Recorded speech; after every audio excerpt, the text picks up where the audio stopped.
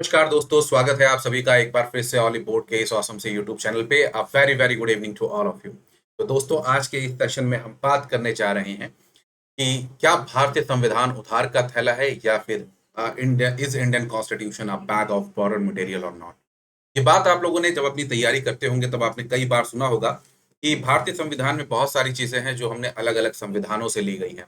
और कुछ यहाँ पे लोग इसे इसी तरीके से कहते हैं कि इंडियन कॉन्स्टिट्यूशन एक क्या है, बोरोड मटेरियल है, दूसरे देशों से लिया गया है।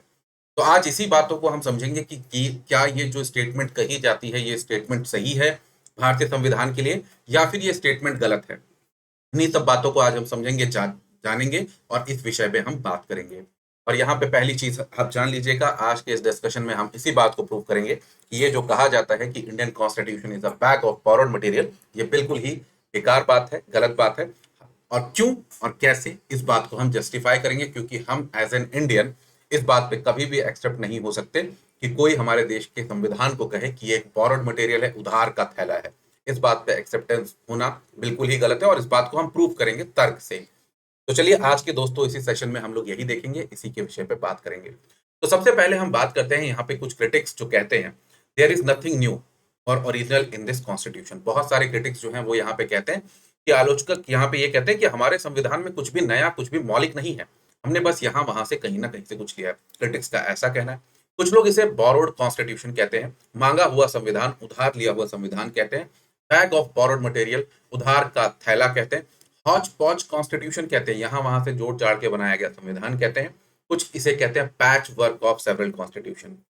मान के चलिए कोई एक कपड़े की चद्दर है, उस पर ढेर सारे आपने छोटे छोटे टुकड़े लगाए हैं और उस पैच वर्क को हम कहते हैं कि भारतीय संविधान भी ऐसा है कि छोटे छोटे पैचेस अलग अलग संविधान से लाए गए और भारतीय संविधान में जोड़ दिए गए। तो इस तरीके से यहाँ पे इसे अलग अलग तरीके से क्रिटिक्स यहाँ पे हमारे भारतीय संविधान के बारे में है।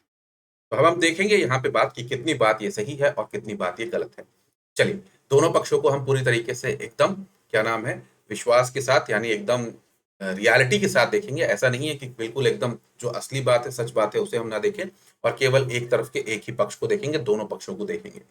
तो सबसे पहले बात करते हैं कि यहाँ पे हमारे संविधान को यहाँ तक कहा गया कि it is a carbon copy of government of India act 1935। तो 1935 का जो गवर्नमेंट ऑफ इंडिया एक्ट 1935 था, हमारा संविधान क्या है, उसकी कार्बन कॉपी है, मतलब जस्ट जेरोक्स है, कुछ भी अलग नहीं है, सब वैसा ही है। यहाँ तक कहा गया है it is amendment version of 1935 कि 1935 का जो एक्ट है उसमें बस अमेंडमेंट करके उसे लागू कर दिया गया जो अंग्रेजों के टाइम पे आया था, और वही भारतीय संविधान है।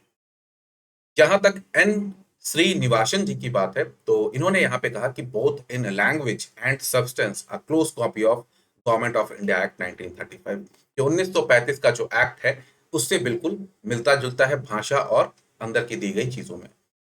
एग्जाम में यहाँ से क्वेश्चन पूछा जाता है, अगर आपसे पूछा जाए कि इंडियन कॉन्स्टिट्यूशन जो है सबसे ज्यादा क्लोज किसके है, तो आप ध्यान रखेंगे आपका सही answer government of India act 1935 ही होगा। ये बात भी एकदम सही है। बट आगे चलते हैं, देखते हैं कि आगे हम इस बात को कैसे खंडित करेंगे। ठीक है, तो यहाँ पे अगर हम बात करें, सर आइवर जेनिंग्स ने भी यहाँ पे कहा कि constitution derive directly from the government of India act 1935। तो ये बात सच है कि हमारा जो संविधान है वो मैक्सिमम देखा जाए तो आधारित किस पे है, भारतीय शासन अधिनियम जो 1935 का था, गवर्नमेंट ऑफ इंडिया एक्ट 1935, उसी पे आधारित है। बात ये सही है, इसमें कोई बुरी बात नहीं है। यहाँ तक और लोगों ने कहा, एन के हनुमंतया जी ने कहा, it is that kind of constitution that Mahatma Gandhi did not want and did not and vice.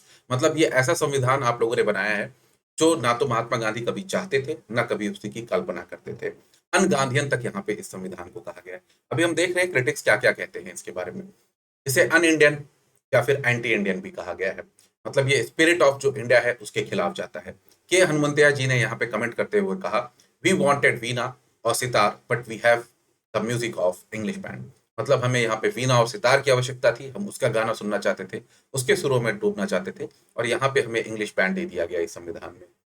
तो बहुत सारे क्रिटिक्स ने यहाँ पे हमारे संविधान को बहुत ज्यादा क्रिटिसाइज किया है। अब बात करते हैं कि ये क्रिटिसिज्म तो हमने देख लिया, हम बाद में इन्हें खंडित भी करेंगे।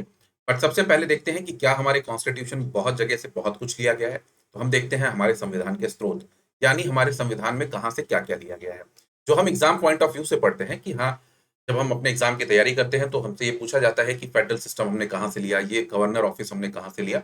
तो यही सब चीजें हम यहाँ पे पढ़ते हैं। तो पहले हम बातों को देख रहे हैं, एक पक्ष को हम पूरी तरीके से क्या कर रहे हैं, संतुष्ट कर रहे हैं। तो भारतीय शासन अधिनियम से क्या लिया गया है, देखा जाए तो federal system, governor office, structure of judiciary, emergency provisions, public service commission और यहाँ पे डिस्ट्रीब्यूशन ऑफ पावर जो है ग्रीन लिस्ट का, ये सब कुछ आपका गवर्नमेंट ऑफ इंडिया एक्ट 1935 से लिया गया है। तो आप देख रहे हैं मोटा मोटी ये सारी चीजें हमारे संविधान में है। तो काफी कुछ हमारा संविधान गवर्नमेंट ऑफ इंडिया एक्ट 1935 से मिलता जुलता है।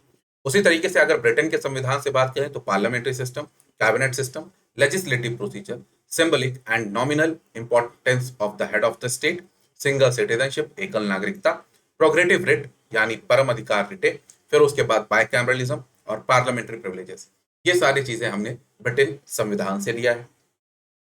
आगे बात करते हैं अमेरिकी संविधान से क्या लिया है, fundamental right, independence of judiciary, principle of judicial review, फिर उसके बाद रिमूवल ऑफ जजेस of Supreme Court and high court और पोस्ट ऑफ वाइस प्रेसिडेंट, ये सारी चीजें हमने ली हैं कहां से, अमेरिकी संविधान से। तो एग्जाम में आपको ध्यान रखना है कि हमने किस संविधान से क्या क्या लिया गया है।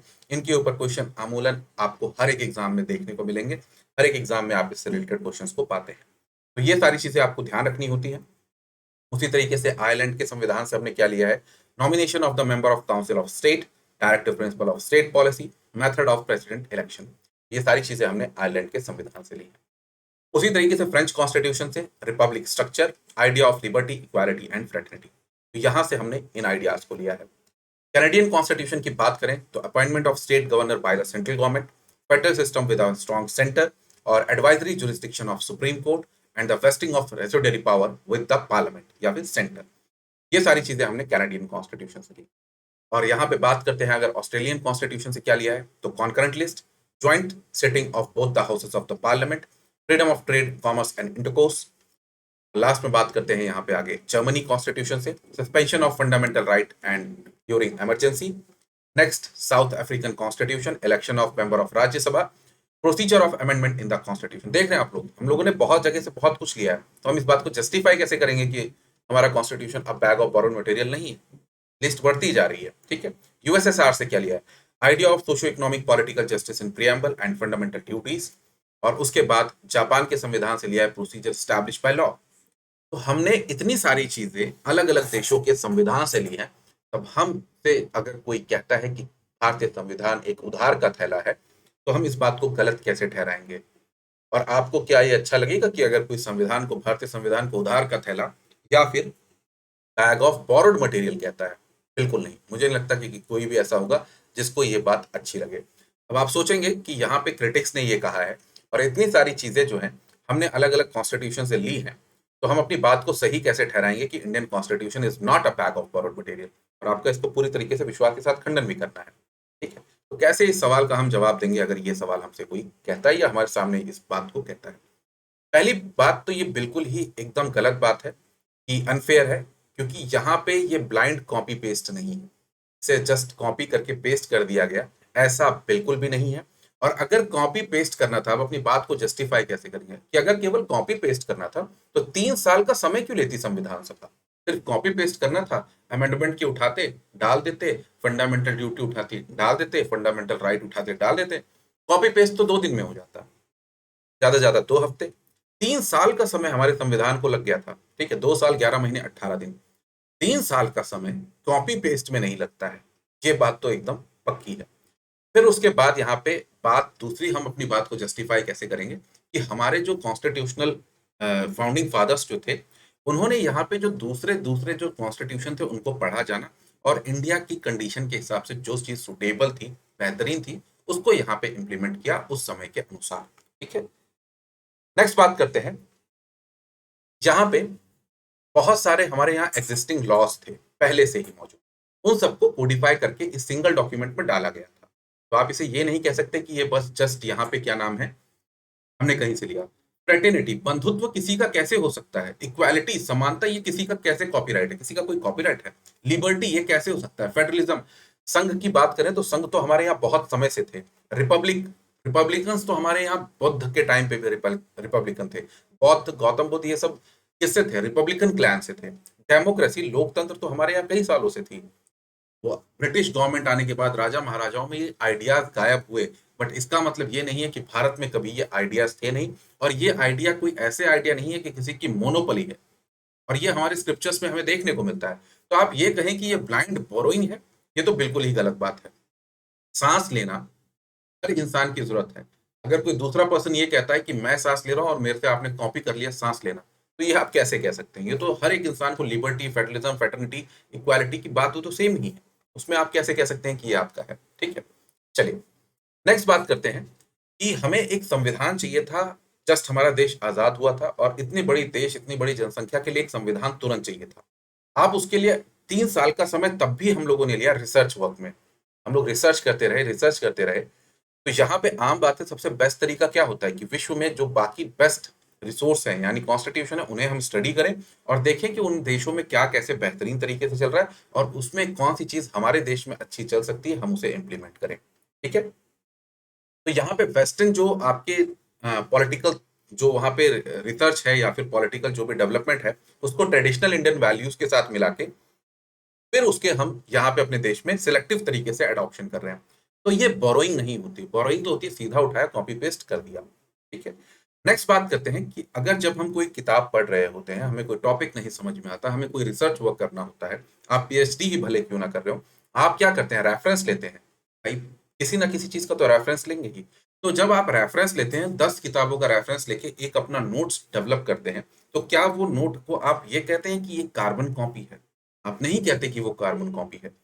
तो कैसे आप भारतीय संविधान को कार्बन कॉपी या फिर उधार का थैला कह सकते हैं? किस तरीके से आप कह सकते हैं कि उधार का थैला है? तो ये तो बिल्कुल ही गलत स्टेटमेंट है, क्योंकि वो रिसर्च वर्क है, वो प्रॉपर रेफरेंस है, हमने रेफरेंस लिया बहुत चीजों का, फिर उसके बाद हमारे कॉन्स्टिट्यूशन को बनाया है। तो ये बिल्कुल ही गलत बात है। ठीक है, नेक्स्ट बात करते हैं। यहाँ पे ब्रिटेन जो है, वहां पे क्वीन और राजा की जो है वो महत्व रखता है। यूएस यहाँ पे प्रेसिडेंशियल सिस्टम को फॉलो करता है, बट हमने उनका प्रेसिडेंशियल सिस्टम भी फॉलो नहीं किया, इनका भी सिस्टम वैसा नहीं फॉलो किया। हमने अपना सिस्टम अपने हिसाब से जो हमको सही लगा हमने किया।